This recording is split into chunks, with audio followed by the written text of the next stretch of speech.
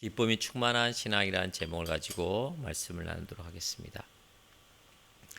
노 부부가 있었는데 매일 부부싸움을 해요. 근데 할아버지가 싸울 때마다 이런 말을 해요. 내가 죽으면 무덤을 파고 올라와서 당신 죽을 때까지 따라다닐 거야. 싸울 때마다 할아버지는 할머니한테 이런 얘기를 해요. 이 말을 들은 이웃들은 할아버지가 죽어서 정말로 따라오면 어떡하나 하는 두려움에 떨고 살았어요. 근데 어느 날 할아버지가 돌아가셨어요. 장례식을 치르고 나서 이제 할머니 혼자 남았잖아요. 할머니가 지내면서 이웃들이 할머니가 할아버지가 돌아가시고 난 후에 너무 편하게 지내는 거예요. 파티도 열고 할아버지 살아계실 때보다 더 많이, 더 열심히, 더 즐겁게 사시는. 이웃들이 걱정한 거예요. 어떤 말 때문에? 내가 죽으면 무덤을 파고 올라와서 죽을 때까지 따라다닐게요. 그런 거예요. 근데 이웃들이 할머니한테 물었어요. 할머니 겁도 안 나세요? 할아버지가 그런 말 하는데 이렇게 놀고 그렇게 즐기면서 사셔도 괜찮겠어요? 그런 거예요. 그때 할머니가 딱 한마디 했어요. 괜찮아. 그 영감탱이 열심히 땅 파라고 그래. 내가 관을 뒤집어서 넣었다고 이렇게 얘기했어요.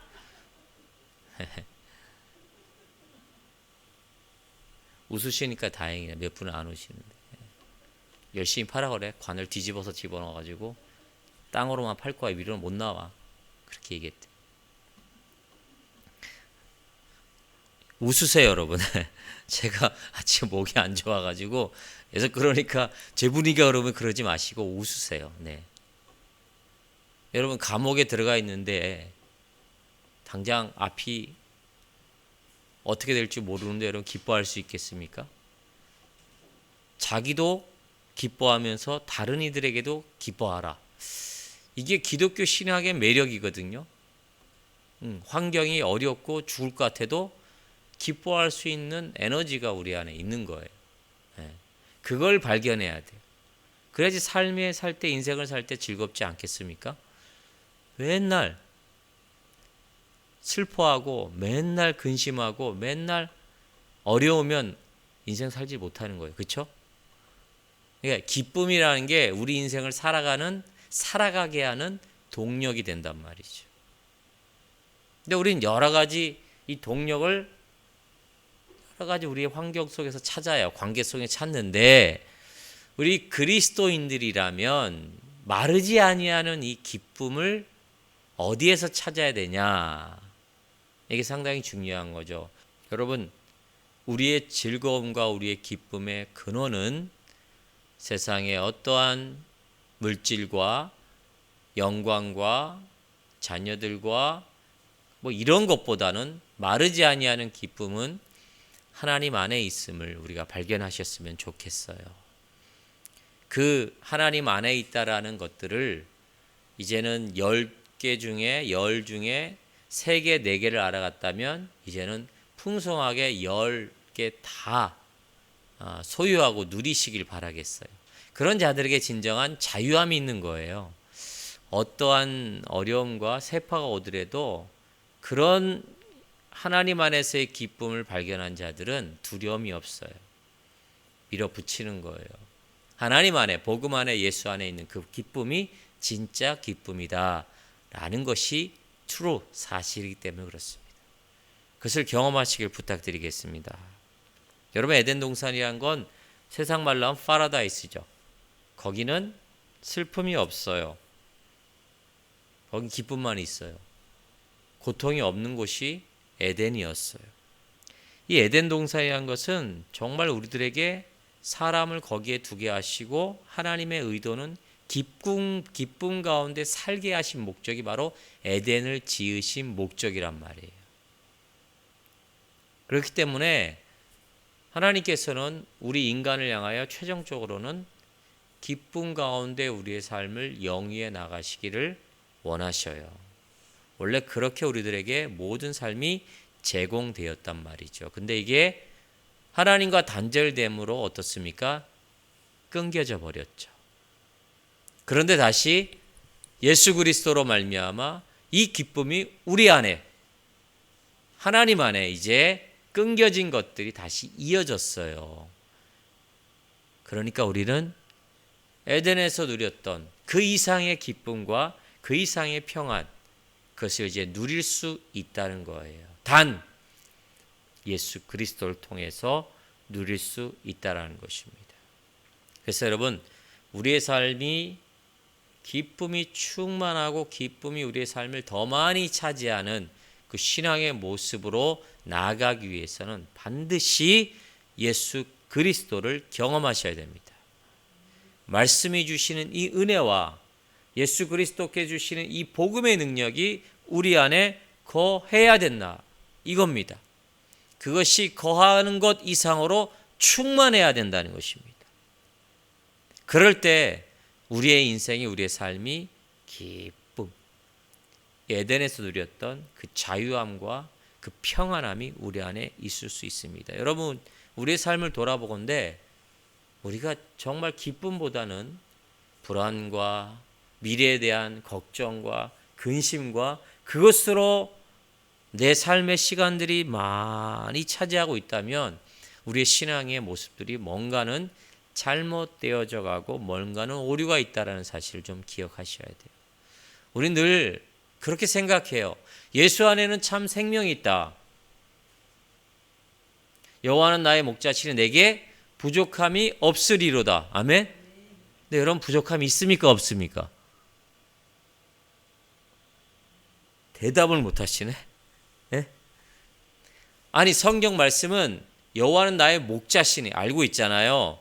부족함이 없으리로다 당연하게 얘기했습니다. 근데 여호와는 나의 목자를 삼고 그 예수가 나의 구주 되시고 나와 함께 하시는데 왜 부족함이 우리들에게 있냐 이거예요. 이게 지금 우리 한국교회 문제이고 우리 신앙의 문제일 수 있다라는 사실을 우리 좀 깨달아야 될 것입니다. 여호와는 부족함이 없습니다. 우리의 목자 되시는 분은 부족함이 없고 그 목자를 따르는 우리 자체도 부족함이 없어야 되는 겁니다. 아멘? 근데 우리는 부족함이 있어요. 왜 그럴까요? 저는 그 생각을 해봤습니다. 목자 되신 그 하나님을 따르지 아니하고 그 시선을 딴 데 둠에 있어서 부족함이 발견할 수 있는 거예요. 목자만 따라가면 부족함이 없고 쉴 만한 물가와 푸른 초장이 우리 안에 있는데 그 푸른 초장과 쉴 만한 물가를 내 스스로 찾기 위해 우리의 시선이 다른 곳으로 가고 다른 것을 추구할 때 아이러니하게 우리들에게는 부족함이 있다라는 것입니다. 이 신앙의 관점을 좀 옮기는 이 신앙의 모습이 저와 여러분들에게 지금 필요하다 생각합니다. 한국교회에도 필요하다 생각합니다. 코로나로 인해서 우리의 신앙에 딱 이 문제 앞에 우리는 그런 문제들을 생각해 봐야 돼요. 물론 나라가 어쩌고 어떤 여러 방해 요소가 있겠지만 이러한 때 우리가 생각해야 될 것은 이런 상황 가운데 과연 우리는 여호와 하나님이 나에게 부족함이 있느냐 없느냐 그 문제가 어디에 있느냐를 여러분 우리 스스로에게 돌아봐야 돼요. 말씀을 통해 돌아봐야 된다는 것입니다. 이게 코로나 시대에 우리가 정말 생각하고 그렇게 실천해야 될 삶의 신앙의 문제라는 것을 우리가 좀 기억했으면 좋겠습니다. 그래서 여러분 기쁨이 충만하기를 바랍니다. 저와 여러분들의 기쁨이 충만해야 돼요. 기쁨이 없으면, 소망이 없으면 단 1초라도, 단 10초라도, 단 10분이라도 살아갈 수가 없어요. 여러분 그 기쁨은 이렇게 좀 전염이 돼요. 그렇죠? 근데 이거보다 더 빨리 더 많이 전염되는 게 뭔지 아세요? 걱정이에요. 근심. 이것도 전염이 엄청나게 빨리 돼요. 여러분 하루 종일 딱 아침에 일어나서 저녁 누울 때까지 한숨만 이렇게 쉬는 사람 옆에 있어 봐요. 그럼 나도 그 사람의 걱정이 다 나에게 전염되는 것 같아. 근데 에너지가 좋고 기쁨이 충만하고 긍정적인 사람 옆에 있으면 불안하고 슬프고 걱정이 많은 나도 어떻습니까? 긍정이 전달되는 것 같아요. 궁금증을 가지게 해야 돼요. 다른 사람을 통해. 저 사람은 맨날 왜 그렇게 내가 생각해도 좋을 게 없는데 매일 좋대. 매일 즐겁대. 왜 그럴까? 궁금증을 가져야 되는 거예요. 돈도 많은 것도 아니야. 건강한 것도 아니야. 그렇다고 미래가 확실되는 건 다 아니야. 근데 그 사람을 바라볼 때 참 기쁜 삶을 살고 있고 뭔가 끊이지 아니하는, 마르지 아니하는 그런 뭔가 에너지가 있는 것 같아요. 저와 여러분들이 그런 사람이 되었으면 좋겠어요. 그러기 위해서는 우리가 믿음 안에서 성경이 말하는 이 기쁨을 회복해야 돼요. 즐거움을 회복해야 돼요. 웃을 일 없을 때 여러분이 웃음의 어떤 아주 동력이 되어야 돼요. 그래서 다른 이들에게 희망과 소망과 기쁨을 전달할 수 있는 사람이 되어야 된다는 것입니다. 아멘. 자, 그러면 오늘 말씀을 통해서 이 기쁨을 찾고 소유하기 위해서는 어떻게 해야 되냐? 이 권고의 말씀을 통해서 살펴보면 첫 번째로 따라합시다. 예수님이 우리의 초점이 되어야 한다. 아멘. 이 사도 요한은 요한 1서의 그 내용들의 대상이 되는 그분들에게, 그 성도들에게 예수에게 초점을 맞추라 라고 했을까요? 왜 그랬을까요? 그 시대에 요한이 그 시대에 그 대상들에게 쓴 성도들에게 쓴 그 성도들의 상황을 좀 우리가 이해를 해야 돼요. 자, 뭐라 그랬냐면 그 시대의 성도들은 어떠한 상황에 어떤 어려움이 있었냐면은 이 영지주의와 거짓 교사들의 활동이 왕성한 그때 신앙생활을 하고 있었어요. 이 영지주의가 뭡니까? 이 세상은 저급하고 인생은 불완전한 존재고 영혼이라는 것은 선하다라고 생각하는 사람들이에요. 그러기에 육체는 악하고 영은 선하다고 생각한 거예요. 이런 영지주의자들이 있어요. 이원론적으로 생각해요. 뭐든지 육체는 악한 거예요. 그리고 영이라는 것은 선한 거예요. 그래서 육체는 악하니까 육체는 아무렇게나 죄짓고 아무렇게 살아도 되는 거예요. 오로지 영적인 신적 계시만이 있으면 된다라는 그런 가르침이 그 교회 안에, 그 시대 안에, 환경 안에 팽배했다는 거예요. 그러니까 사람들이, 성도님들이 신앙생활을 할 때 혼돈이 되는 거예요. 혼돈이. 다시 말하면 어디에다가 신앙의 초점을 맞춰야 될지, 성경이 맞긴 한데 저 영지주의자들이 말하는 것도 맞는 것 같아. 신앙의 초점을 맞추질 못할 상황에 있었어요. 이때 사도 요한은 어떻습니까? 그들에게 그게 아니야. 오로지 우리 안에 진정한 진리는 예수 그리스도, 그가 전한 복음, 사도들이 전한 그 복음 안에 있다라고 강조를 한 거예요. 그래서 신앙의 초점을 바로 맞춰라. 그 안에 이런 영적으로 신앙의 그 갈팡질팡한 것들이 사라지고 그 안에 오로지 선명한 복음만이 주어지고 그 안에서 기쁨이 회복될 것이다 라고 증거하고 있는 거예요. 여러분, 우리 시대에 이러한 영지주의자들의 생각과 사고로 인해서 우리 신앙의 어려움을 겪고 있는 부분들이 너무 많아요. 그러니까 헷갈리다가 신앙생활 마치는 분들도 되게 많아요. 그리고 잘못된 신앙의 모습으로 평생 그렇게 알고 있다가 돌아가시는 분들도 많아요. 그런 분들의 특징을 보면 그 안에 뭔가 혼돈만 가득하고 뭔가 선명한 하나님 앞에 신앙의 온전한 기쁨의 모습이 없더라고. 예를 들자면 그런 거예요. 여러분, 영지주의자 이원론 쪽에서 생각하는 그 신앙의 모습들이 우리 안에 어떻게 있냐면, 우리나라도 마찬가지겠지만 교회 안은 거룩해요. 그렇죠? 교회 밖은 악해요. 그러니까 악한 세상에 가서는 그렇게 악하게 살고, 어떻습니까? 교회 안에서는 선하니까 이곳에 와서 일주일에 한두 번 예배 열심히 드리며 우리는 괜찮다라는 식의 생각을 많이 하는 거예요. 또 거기에서 비롯된 게 우리의 기도 생활이 참 이런 부분들이 잘못됐어요. 그러니까 무언가 주술적으로 하나님 앞에 요구하고 받는 이 관계로 기도의 모습을 생각하고 신앙생활에 그렇게 적용을 하는 경우가 많아요. 그러니까 어떻습니까? 기도를 들어줄 때는, 하나님이 응답할 때는 기쁨이 충만해요. 근데 그 기도에 응답이 없을 때는 힘든 거예요. 하나님 부정해요.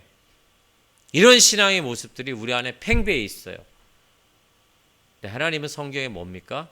기도의 응답은 세 가지라고 그랬죠. 응답해 주실 때와 응답해 주지 않을 때와 그리고 침묵할 때가 있는 거예요. 하나님 우리의 모든 사정을 아시기에 이때에 우리의 기도에 응답해 주실 때 반드시 응답하십니다. 그러나 그것이 우리들에게 독이 되고 우리들에게 유익한 것이 아니면 하나님은 딜레이 시키셔요. 응답하지 않아야 하십니다. 그때 적소마다 들어주시는 거예요. 이게 기도 응답에 대한 바른 모습이에요. 들어주면 하나님, 들어주지 아니하면 하나님 아니다. 이런 신앙의 모습들이 우리 안에 많이 있어요, 여러분. 말은 하지 않아도. 이런 모습들에 있어서 우리가 선명해야 돼요. 오로지 예수가 전한 그 복음, 그 진리만을 우리의 신앙에 담아서 언제나 하나님 앞에 나아갈 때 우리가 신앙의 기쁨과 충만함을 얻을 수 있다라는 것입니다. 거짓 교사들의 가르침도 너무 많았어요. 대표적인 거짓 교사들 너무 많죠. 여러분, 구원 얻는 것은 예수 그리스도의 피만 가능해요. 아멘? 암만이란다. 아멘. 예수로만 가능한 거예요. 근데 이 거짓 교사들은 어떻습니까? 그거 아니야. 어떻게 예수만 어떻게 믿고 예수의 그 십자가 사건을 믿음으로 어떻게 구원만 얻겠어? 다른 뭔가 있어. 할례.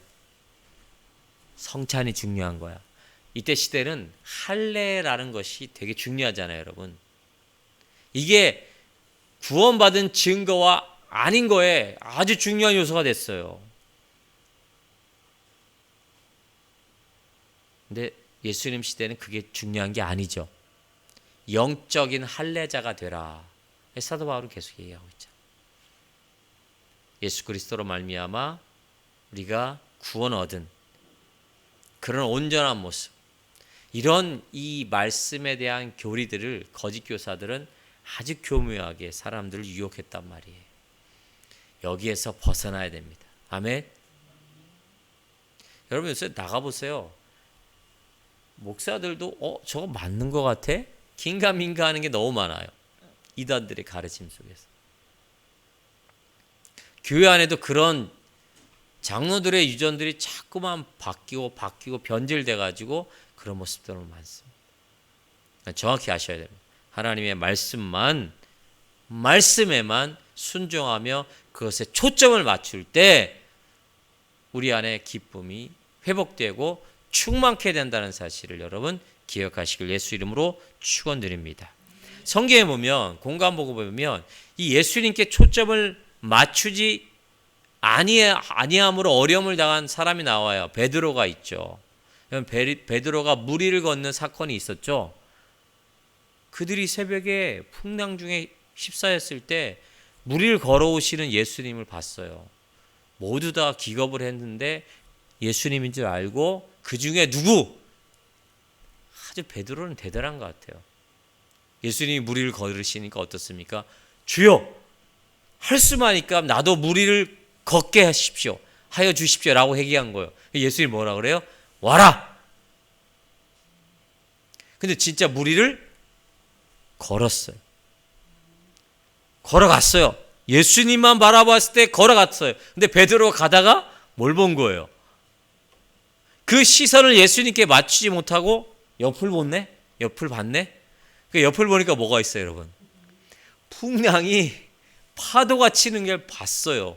그 순간 물에 빠졌단 말이에요. 여러분, 이 사건을 통해서 우리가 좀 주시할 부분이 있어요.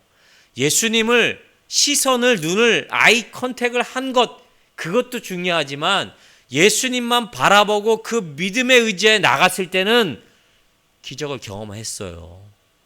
근데 가다가 왜 옆을 왜 봐? 여유가 있어서? 아니요. 순간 자기가 예수님만 바라보다가 순간 생각났을 거야. 나 지금 무리를 걷는 거 맞아?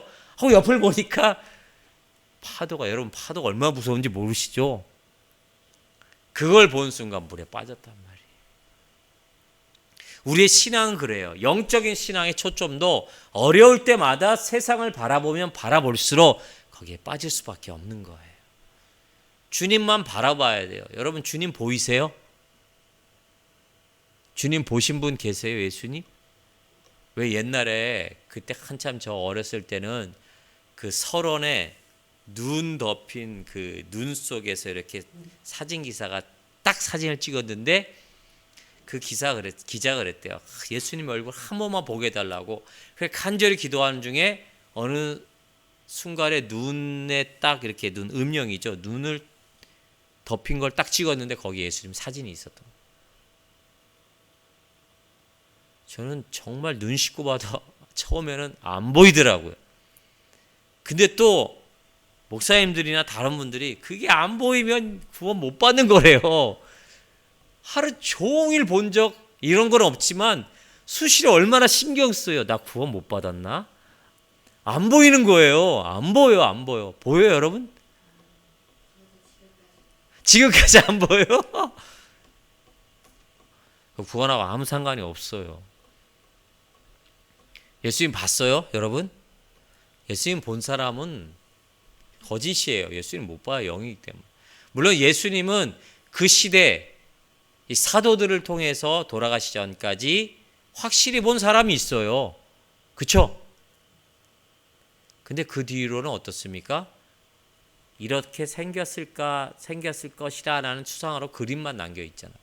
여러분 우리가 많이 보고 있는 예수님의 사진은 그 사진의 모습, 여러분 유대인들이 유대 분으로 오셨는데 그림은 로마식으로 표현됐어요. 서양 사람들 위주로 표현된 거예요. 예수님께 시선을 맞추라. 이 얘기는 뭐예요? 예수님을 만나서 그분께 아이 컨택하고 계속 맞추라. 그 말이 아니잖아요. 하나님의 말씀을 붙잡고 신뢰하라는 얘기예요. 말씀을 우리 마음판에 새겨서 그 말씀을 늘 기억하게 하고 그 말씀을 붙드는 거예요. 어려울 때 어떤 결정을 내릴 때 그 말씀을 하신 예수 그리스도를 생각하며 묵상하며 그것을 계속 지속하는 모든 행동이 뭐예요? 주님께 시선을 맞추는 거예요. 베드로가 주님께 계속 그 믿음과 생각을 맞췄을 때 그는 무리를 걸었지만 세상을 바라보고 세상 생각을 했을 때 근심 걱정이 쌓였을 때 그는 빠졌어요.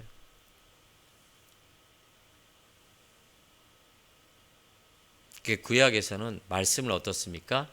네 미간에 새겨라, 이마에 새겨라.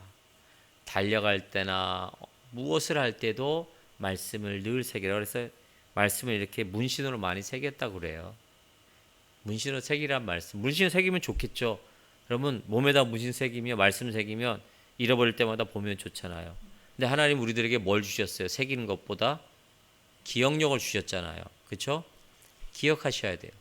말씀을 기억하셔야 돼요. 어느 때마다 내가 어렵고 고난 중에 있을 때마다 말씀을 붙들고 나아가시길 바라겠어요. 그 말씀이 우리에게 생명이 된다니까요. 힘이 된다니까요. 목자가 된다니까요. 이게 제가 하는 말이 아니라 성경이 그렇다는 거예요. 여러분 우리의 인간의 한계를 느낄 때 얼마나 많은지 모릅니다. 내가 할 수 없는 일들이 많을 것 같으죠? 엄청 많습니다. 감당할 수 없을 만큼 많아요. 그때마다 주님을 바라보시길 바라겠어요. 말씀을 바라보시고 그것을 한번 바라보는 것이 아니라 계속 초점을 맞춰 나가시는 그러한 신앙의 모습 되시길 예수 이름으로 축원드립니다. 두 번째로 예수님을 인격적으로 만나야 돼요. 사도 요한은 예수님을 직접 눈으로 보았어요. 그렇죠? 손으로 만졌어요. 들었다고 했습니다. 직접 예수님을 만났다는 것입니다. 그리고 그분을 통해 그 사도 요한이 인생이 바뀌었어요. 그렇지 예수님을 우리에게 전한다고 그랬습니다. 여러분 예수님을 인격적으로 만난다는 것 되게 중요해요. 여러분 삭개오를 보세요. 누가복음 19장에 보면 그 삭개오는 세리예요. 같은 민족에게 완전 외면당하고 무시당하는 세리였어요. 이 세리장인 삭개오 그가 예수를 인격적으로 만났을 때 그가 고백한 말씀의 내용은 뭡니까? 내 모든 것을 다 내놓겠습니다. 내 여태까지 저질렀던 비리의 모든 것들 내놓고 가난한 자들 돕겠습니다. 여러분 예수를 아는 것과 예수를 인격적으로 경험한 것은 하늘과 땅 차이입니다. 근데 우리는 어디까지 가야 되냐면 예수님을 지정의 인격적으로 만나야 됩니다. 그럴 때 거기에서 능력이 나타나는 거예요. 그럴 때 거기에서 벽 같고 안 될 것 같은 우리의 삶의 문제가 해결되는 거예요. 그럴 때 우리는 기쁨으로 그분과 동행하며 그 기쁨이 우리 안에 충만해질 수 있다는 것이에요. 여러분 예수님을 인격적으로 그분과 동행하며 내가 이해하고 내가 깨달을 정말 몸에 와닿을 정도로 예수님을 만나야 돼요. 그래서 예수님 만나기 위해서 버려야 될 부분들은 버려야 된다는 것이죠. 그래서 저와 여러분들은 예수님을 인격적으로 만난다는 것은 제가 여러분들하고 주일날 만나죠. 이런 인격적인 만남이 있어야 되는 거예요. 그분의 실체를 인정해야 되는 거예요. 그렇죠? 지금 나와 함께 하시긴 성령의 그분과 동행함으로 그분과 실제적인 교류가 있어야 돼요. 이 인격적인 만남. 그냥 하나님으로 신으로 알고 있는 것이 아니라 정말 나와 함께하고 동행하는 그분으로 만나는 인격적인 경험이 저와 여러분들에게 있어야 된다는 거예요. 세 번째로는 사귐이 있어요. 사귐. 3절에 우리가 보고 들은 말을 너희에게도 전하면 너희로 우리와 사귐이 있게 하려 함이라. 여러분 예수 그리스도와 사귐이 있어야 돼요. 예수 그리스도와 사귄다는 건 뭘까요? 여러분 주님과 사귀고 계십니까 지금? 사귀고 계세요? 이 사귄다는 말은 내가 누구와 사귄다라는 것은 뭐예요? 내가 누구와 연인이 된다는 건 뭐예요? 어떤 의미가 있을까요? 동국쌤이 아는 선생님과 왜 결혼했어요? 사랑하기 때문에. 그러면 사랑은 뭐예요? 그 사람의 상대방의 생각과 가치를 내가 존중한다는 거예요. 인정한다는 거예요. 내가 아무리 좋은 조건이 있더라도 내 조건에 맞지 않고 내가 그 사람을 수용할 자신이 없다면 마음에 들지 않으면 나는 사랑할 수 없는 거예요. 여러분 예수님과 사귀는 구체적인 방법은 그거예요. 예수님이 말씀하신 계명을 지키는 자가 나를 사랑하는 자고 나와 사귀는 자라고 얘기하고 있습니다. 요한복음 8장 47절에 하나님께 속한 자는 하나님의 말씀을 들어요. 일단요. 그리고 듣지 아니함은 하나님께 속하지 아니했다고 얘기하고 있어요. 그냥 들어야 돼요. 그분의 계명을 듣기 위해 지키기 위해서 듣는 자, 이게 바로 하나님과 사귀는 자예요. 요한복음 14장 15절 말씀에 너희가 나를 사랑하면 정확하게 나의 계명을 지켜라 그랬어요. 너 나 사랑하냐? 나랑 사귀고 있냐? 그러면 나의 계명을 지키라. 우리가 하나님의 말씀을 지켜 행하면 기쁨이 생기듯이 그 안에 계명을 지켜야 그분과 사귀는 아주 구체적인 실제의 모습이 된다는 것입니다. 여러분, 우리가 하나님의 말씀이 우리 안에 와 닿고 그 말씀을 따르려고 순종하려고 내 삶의 방향을, 내 삶의 가치관을 돌이키지 아니하면 주님과 사귀는 것이 아니에요. 어떤 분들은 주님을 보고 경험하기 위해서 기도도 많이 하지만 아주 쉬운 방법이 있어요. 하나님의 말씀이 내 삶의 가치가 되고 기준이 돼. 그 자체가 하나님을 사랑하는 거예요. 나 주님 사랑합니다. 정말 주님 사랑합니다. 계명을 안 지키면 그 사랑하는 게 아니라고 얘기하고 있어요. 그래서 여러분, 우리가 하나님 앞에서 사귐이 있다라는 것은 예수 그리스도의 복음, 이 말씀을 지키는 자가 살아가는 자라고 그랬습니다. 여러분, 마태복음 19장에 이 부자 청년이 예수님을 찾아왔잖아요. 선생님이 내가 무슨 선한 일을 하여야 영생을 얻으리까 그랬어요. 그 예수님이 계명을 지켜라. 그 말씀하자 이 부자 청년 어떤 계명이요? 라고 묻잖아요. 살인하지 말라, 간음하지 말라, 도둑질하지 말라, 거짓 증거하지 말라, 내 부모를 공경하라, 네 예루살렘과 같이 살아가신 것이니라. 예수님께서 대답하시니까 부자 청년은 다 지켰습니다. 이렇게 말하자 예수님이 뭐라 그래요? 내가 정말 온전하고 한다면 나와 정말 사귄다 라고 말하려면 내 소유를 팔아 가난한 자들을 주라. 이 말을 들은 부자 청년은 어떻습니까? 근심하여 그 자리에 있더라라가 아니라 돌아갔다라 그랬어요. 이 성경은 되게 세밀해요. 그 자리에 있더라. 저 같았으면 근심하며 그러면 어떻게 내 소유를 다 팔 수가 있습니까? 예수님. 어떻게 이 결단을 내릴 수 있습니까? 라고 예수님께 물었을 거예요. 근데 그 부자 청년은 근심하고 돌아갔더라. 주님과 사귐이 필요 없다고 얘기한 거예요. 물론 이 부자 청년이 지킨 계명은요, 어떤 다 지켰다라는 말이 뭐예요? 자기가 지키고 싶은 계명만 지켰어요. 그러니까 다 지켰다고 얘기하는 거예요. 근데 예수님은 그 계명 말고 다른 계명 많거든. 너에게 가장 아킬레스건이 될 수 있는 부자니까 네 소유를 다 팔아라. 이 계명에는 순종하지 못했어요. 여러분, 이 계명이 우리 안에 걸림돌이 되는 계명들이 많죠.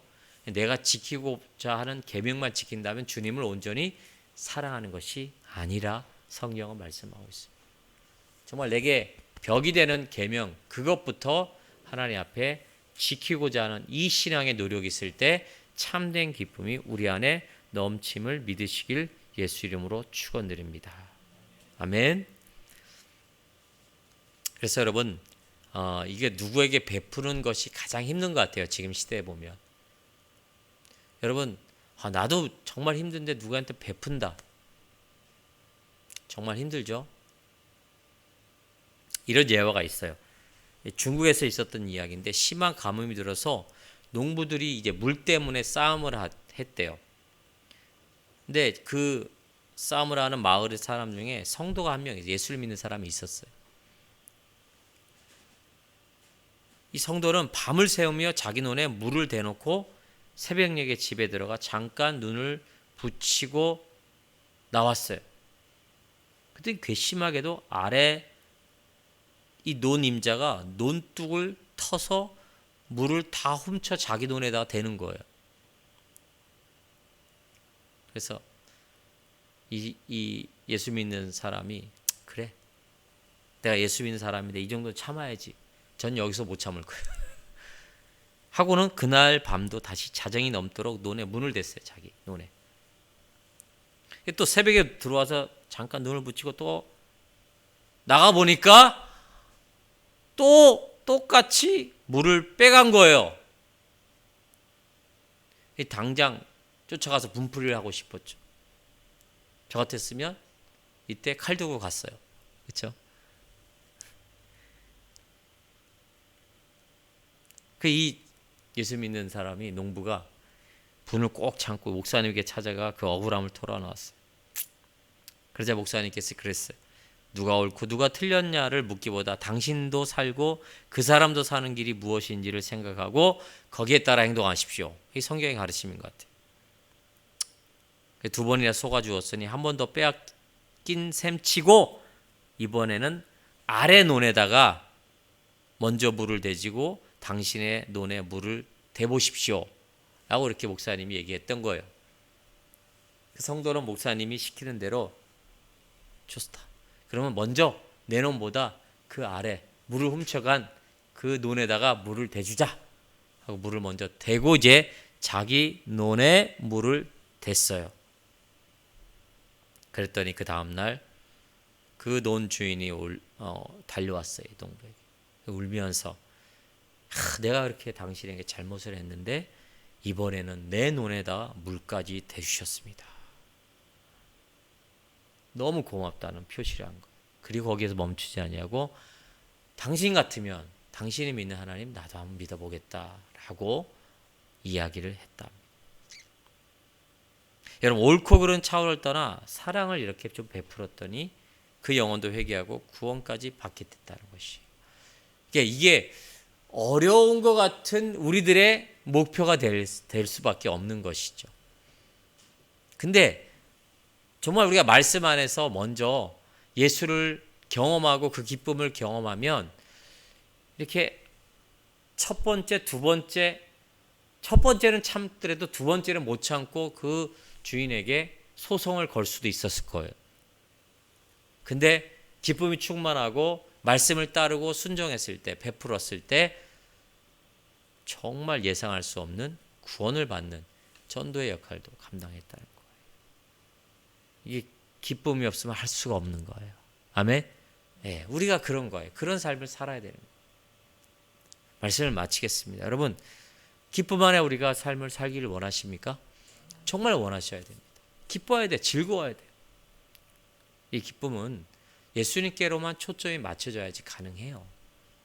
다른 것에 초점을 빗대어서 1%라도 가면 그 기쁨은 유지할 수가 없어요. 그 예수님과 인격적으로 좀 교제해야 됩니다. 아침에 일어나서 예수님과 교제하며 말을 하며 성령님과 대화하며 이런 일상적인 삶의 온전한 모습까지 인격적으로 주님과 교제해야 돼요. 그리고 주님과 사귐이 있으려면 말씀에 순종하며 따르기를 최선을 다하는 이 모습이 있을 때 오늘 사도 요한이 우리들에게 말씀하신 이 기쁨이 우리 안에 충만한 거예요. 지금 사도 요한은 이 기쁨에 충만해서 그가 있는 환경에 있어서 다른 이들에게도 이 기쁨을 증거하고 있는 거예요. 예수비전교회 성도님들은 이 기쁨으로 충만하시길 바라겠습니다. 아멘. 그래서 다른 이들에게 이 기쁨을 전하는 일에 힘을 다하시는 우리 성도님들 되시길 예수 이름으로 축원드립니다. 기도하겠습니다. 감사합니다.